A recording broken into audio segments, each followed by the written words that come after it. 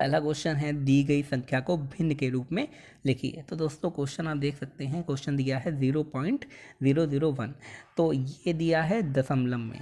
और भिन्न क्या होती है? भिन्न होती है इस तरह, लाइक 2/3, 4/5, इसे कहते हैं भिन्न। और ये इसे कहते हैं, जहाँ पॉइंट होता है उसे दशमलव।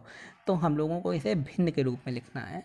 तो सबसे पहले मैं आपको एक छोटा सा एग्जांपल देना चाहता हूँ। जैसे दिया है दशमलव में 0.1 मतलब 0.1, तो इसे अगर भिन्न के रूप में लिखना है तो आप कैसे लिखेंगे? आप देख सकते हैं यहाँ पॉइंट दिया है, यहाँ पे पॉइंट के बाद एक नंबर दिया है जिसे कहते हैं 1 दिया है।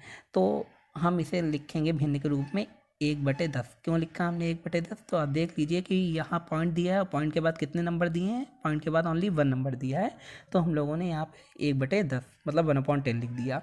में पॉइंट के बाद जितने नंबर दिए होंगे उतने ही ज़ीरो आपको यहाँ पे मेंशन कर देने हैं।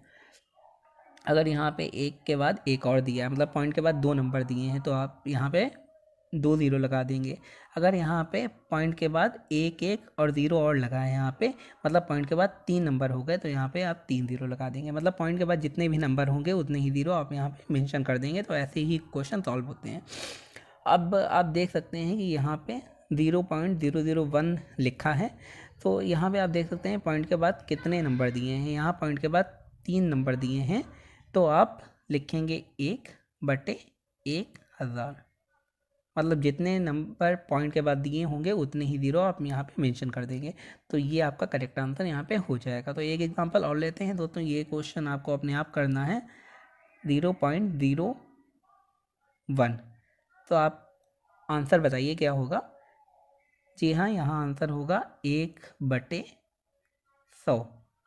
पॉइंट के बाद 2 नंबर दिए हैं, इसका मतलब यहाँ पे 2 ज़ीरो लग जाएंगे। तो इतने ही सिंपल क्वेश्चन आते हैं रिटेड में, बस आपको पता होना चाहिए कि इन्हें कैसे सॉल्व करना है।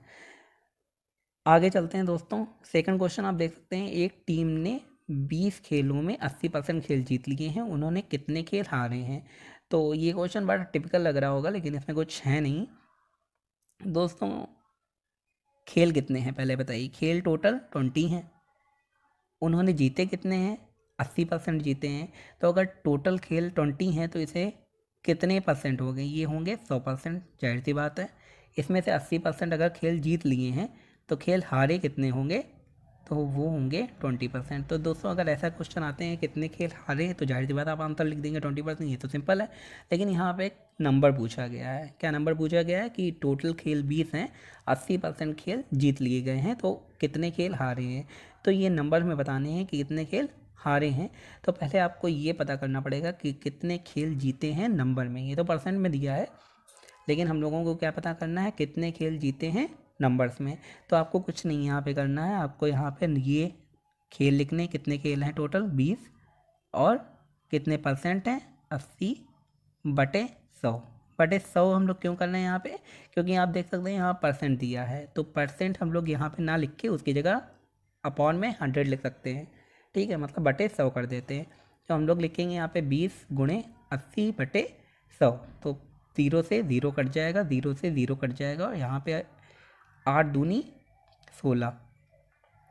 तो ये आ गए हमारे जीते। कितने खेल जीते हैं? मतलब 20 में से 16 खेल जीत लिए हैं। तो हम लोगों को पता चल गया है कि कितने खेल जीत लिए हैं। 20 में 16 खेल जीत गए।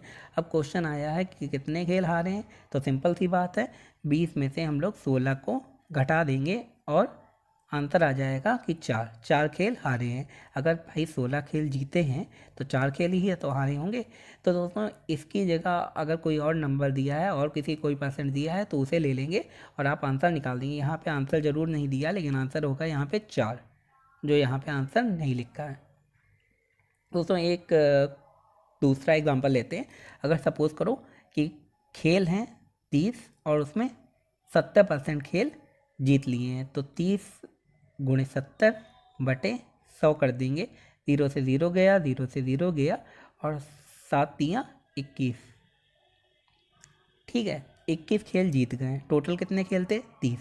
तो अब हारे कितने हैं? तो 30 - 21 कर देंगे, आंसर आ जाएगा 9। मीन्स 9 खेल हारे हैं। तो ऐसे सिंपल क्वेश्चन है। बस अगर आपको कन्फ्यूज़न है तो आप कॉपी लेके इसे नोट भी कर सकते हैं।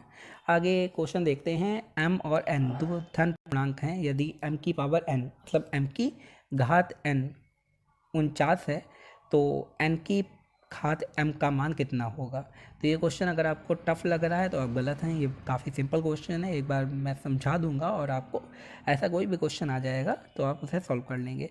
तो पहले यहाँ पे ये लिखते हैं m की पावर n कितनी है 49। दोस्तों क्या आपने वर्ग पढ़ा है? वर्ग वर्ग होता है 2 की घात 2 4, ठीक है। 3 की घात 2 होता है 9। क्या आपने ये कभी वर्ग पढ़े हैं? बिल्कुल वैसा ही क्वेश्चन है दोस्तों। यहाँ पे m की पावर n दोबारा आप यहाँ पे लिखिए और 49 यहाँ पे दिया। आपको पता करना है कि किसकी पावर 2 49 होता है। तो अगर आपको ये याद है, ये आपको याद नहीं तो याद करना पड़ेगा कि 7 की पावर अगर 2 कर दें तो ये 49 होता है। मतलब 7 की पावर 2 का मतलब होता है 7 गुणे 7 और ये होता है 49, ठीक है।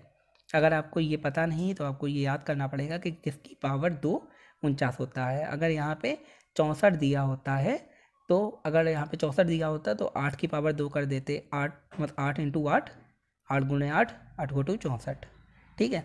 तो यहाँ पे आप देख सकते हैं m के सामने 7 दिया है और n के सामने 2 दिया है, ये आप देख सकते हैं साफ साफ। तो m इक्वल टू हो जाएगा 7 और n इक्वल टू हो जाएगा 2। तो दोस्तों अब हमें m और n के मान पता चल चुके हैं। m का मान है 7 और n का मान है 2, ठीक है। इसे 2 पार्ट में हम लोग सॉल्व करेंगे। अब हम लोगों से पूछा क्या गया है कि n की पावर m का मान बताइए। अब n नीचे है m ऊपर है तो n जो है वो यहाँ पे नीचे लिख देंगे और जो m है वो यहाँ पे ऊपर लिख देंगे, ठीक है। यहाँ पे आप देख सकते हैं 2 की घात 7 यहाँ पे हो गया है। अब 2 की घात 7 को हम लोग क्या करेंगे, इसे सॉल्व कैसे करते हैं। अगर 2 नीचे दिया है और 7 ऊपर दिया है तो इसे हम लोग ऐसे सॉल्व करते हैं कि 2 को हम लोग 7 बार लिखते हैं। 2 गुणे 2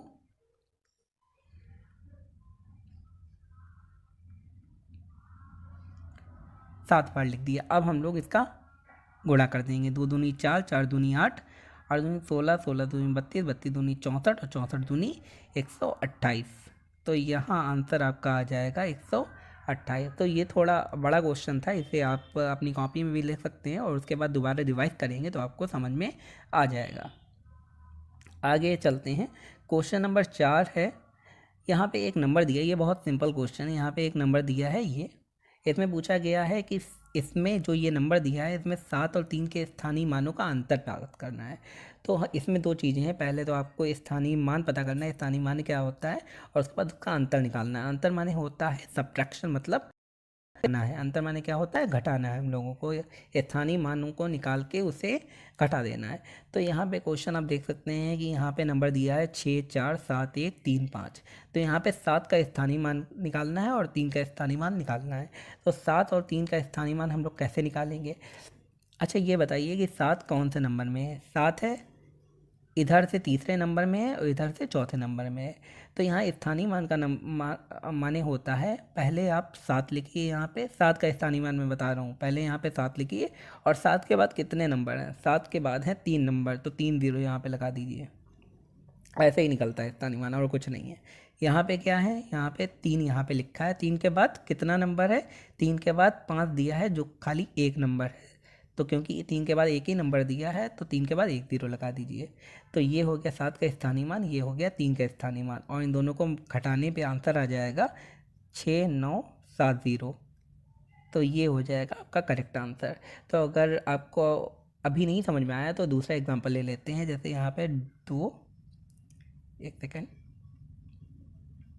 अगर यहाँ पे दिया है 2 5 7 3। अब इसमें अगर क्वेश्चन आ जाए कि आपको 5 के और 7 के स्थानीय मानों के अंतर निकालना है, तो यहाँ 5 का स्थानीय मान होगा 500। कैसे होगा, क्योंकि यहाँ 5 के बाद 2 नंबर दिए हैं, मतलब हम लोग 5 लिखेंगे और उसके बाद 2 0 लगा देंगे। मतलब जिस नंबर का स्थानीय मान पूछा गया वो नंबर लिखते हैं, उसके बाद जितने नंबर दिए हैं उतने ही 0 लगा देते हैं। और 7 का स्थानीय मान निकालने के लिए 7 लिखेंगे और 7 के बाद 1 नंबर दिया है तो 1 0 लगा देंगे। अब इन दोनों को माइनस कर देंगे तो आंसर आ जाएगा आपका 430। तो ऐसे निकालते हैं पहले स्थानीय मान निकालेंगे और उसके बाद उसका अंतर निकालेंगे, अंतर माने उसे घटा देंगे। सिंपल क्वेश्चन है। आगे क्वेश्चन दिया है आपका, एक समबाहु त्रिभुज का प्रत्येक कोण होता है। तो समबाहु त्रिभुज माने क्या होता है? समबाहु त्रिभुज माने होता है जिसकी सारी साइडें बराबर होती हैं। अगर ये 5 सेंटीमीटर का है तो ये भी 5 सेंटीमीटर होगी और ये भी 5 सेंटीमीटर होगी। अगर ये 4 की है, ये भी 4 होगी, ये भी 4 होगी। तो ये होता है समबाहु त्रिभुज जिसकी चारों भुजाएं बराबर हों। अब उसका कोण पूछा गया। कोण होता है ये होते हैं कोण, ये तो आपको पता ही होगा। तो समबाहु त्रिभुज में 3 कोण दिए हैं, इसमें लिखा है प्रत्येक कोण होता है। तो समबाहु त्रिभुज का प्रत्येक कोण 60 डिग्री का होता है। कितने का होता है? 60 डिग्री का होता है। ये तो सुना ही होगा, समबाहु त्रिभुज के तीनों कोणों का योग 180 होता है। तो यहाँ पे 60 + 60 + 60 कर दीजिए, 180 निकल आएगा। तो समबाहु त्रिभुज के तीनों कोणों का योग कितना होता है? 60 डिग्री होता है। तो दोस्तों, अगर आपको हमारे वीडियो पसंद आया है, आपको ऐसी और भी वीडियो देखनी है, ऐसी और भी मैथ्स की वीडियो शॉर्ट ट्रिक देखनी है, तो हमारे वीडियो को ज़रूर सब्सक्राइब करें, चैनल को ज़रूर सब्सक्राइब करें। और ऐसे और भी सब्जेक्ट के हम वीडियो बनाएंगे जो आपके सीटेड, रीट, यूपी टेट और सुपर टेट में काफ़ी हेल्प करेंगे। तो हमारे चैनल को लाइक करें, सब्सक्राइब करें और शेयर करें। धन्यवाद।